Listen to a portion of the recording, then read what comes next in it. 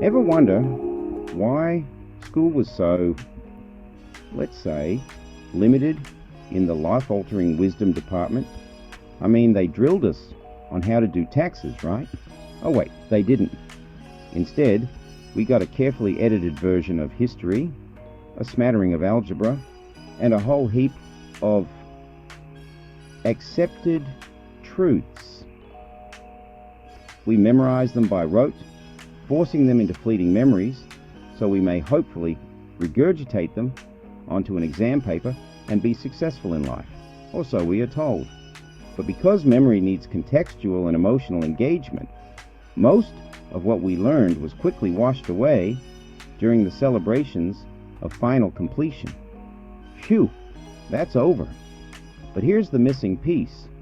Ancient texts, those cryptic drawings, and countless thinkers from the past left us clues so we may teach ourselves, free from the paradigms of coercion and control, the manipulation within the knowledge elite to ensure we did not know.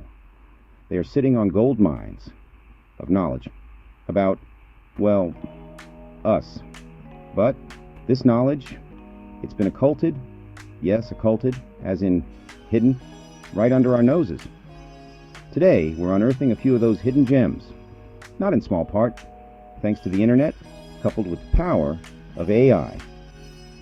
No, this is not an advertisement for AI, but it is certainly a nod to its power as a research and investigative tool. Let's dig into what they didn't want you to learn in school about who you really are and the cosmic powers you might just be able to tap into. Ready? Let's start with the ancients. The ones who understood that the universe isn't just atoms and empty space, but a cosmic dance filled with layers of meaning. Take Hermes Trismegistus, the supposed author of the Emerald Tablet.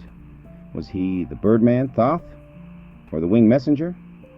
Mercury either way. He wrote, "As above, so below." Simple, right?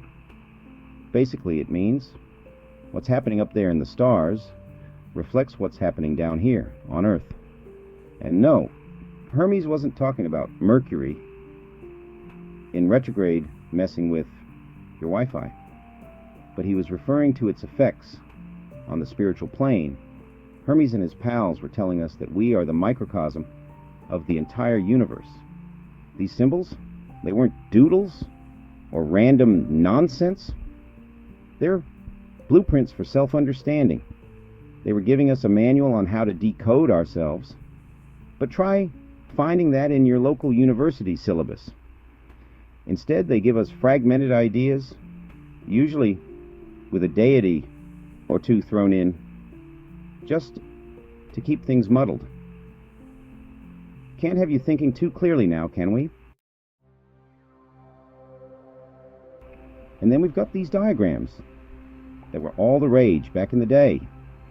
An eye with rays shining down, figures gazing upward in reverence. The eye of God? Oh, don't worry, it's not Big Brother surveillance. This symbol, from the likes of Robert Fludd and others, was a reminder. It symbolized divine insight, a truth that humanity could connect with. Not worship or else, but more like, hey, you're part of something bigger. Light from light, they called it, a reminder that divine insight was literally raining down on us. If you weren't too busy being swamped with distractions, you might actually notice. These guys were telling us that the universe is alive with meaning, and that we're literally designed to connect with it. If only we'd look up from our phones. But somewhere along the way, this knowledge got filed under occult, a fancy word for we don't talk about this in polite society. Because instead of teaching us to look within to find our own connection to truth, they started handing us dogmas, thanks to institutions, and a few centuries of spiritual gatekeeping, most people walk through life without the slightest idea of what these symbols mean. Divinorum neglectus, or in English, neglect of the divine. Yep, some of the ancients actually had a phrase for it. It's as if they predicted we'd one day be so distracted and overwhelmed that we'd forget to look for meaning beyond the surface. Now here's where it gets ironic. The ancients, they made it simple. Take eloquentia verax, truthful eloquence. Basically, if you see things clearly, you should speak truthfully. But when it's simple, it's powerful, right? They couldn't have us understanding that, so the messages got diluted into complex doctrines. Add a few deities, sprinkle on some fear of eternal damnation, and voila, you've got yourself a convoluted mess that no one has the time to untangle. That flaming heart under Venus, not a love potion recipe.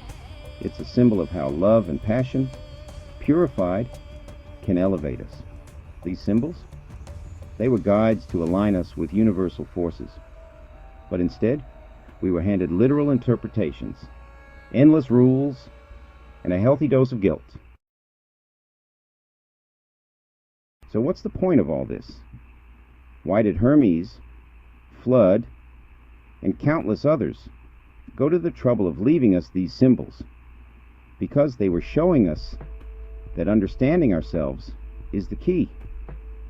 This isn't about religious doctrine or academic theory. It's about self-empowerment, recognizing that we are the microcosm. That means if we understand our own nature, we get a window into the entire universe. The truth is, ancient thinkers left us the tools to know ourselves and, by extension, to walk in our own power. They weren't selling dogma. They were offering a roadmap. Imagine if instead of chasing external validation or fearing the unknown, we use these teachings to connect with our own inner wisdom. Imagine understanding the divine, not as something out there, but as a reflection within. So maybe it's time we took a cue from these forgotten symbols, these occulted truths. Take a look at what's been hidden. Learn to see yourself as part of the cosmic dance. Because once you know yourself, you're not so easy to control.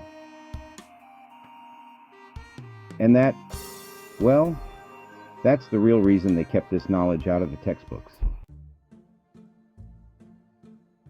So next time you're told to blindly accept something, remember, the real wisdom is often hidden in plain sight. Just dig a little deeper. And if anyone tells you otherwise, well, maybe they're just worried you'll find out who you really are.